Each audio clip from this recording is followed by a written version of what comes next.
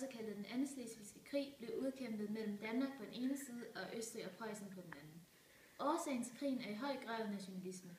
På daværende tidspunkt hørte hertugdømmerne Slesvig, Holsten og Lauenborg under Danmark.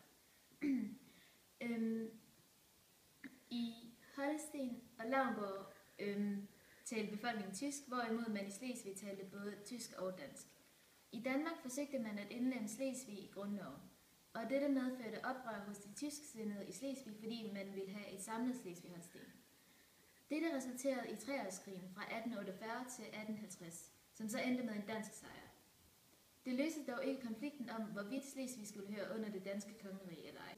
I begyndelsen af 1864 erklærede Preussen og Østrig Danmark krig, og den 1. februar krydsede preussiske og østrigske soldater Ejderen under ledelse af Otto von Bismarck.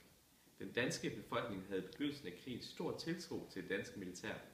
Det viste sig dog, at militæret var dårligt forberedt. I starten af krigen var den danske hær opmarcheret ved Dannevirke, men det viste sig at være en dårlig forsvarsstilling. Derfor besluttede general de Meza at trække den danske hær tilbage til Dybbøl. Denne beslutning skulle vise sig at være afgørende for den anden slesvigske krig. Slaget ved Dybbøl fandt sted den 18. april, hvilket også resulterede i dansk nederlag. Hovedsageligt fordi den danske hær var dårligt forberedt. Krigen endte med et stort nederlag til Danmark og måtte afslå alle tre hertugdømmer.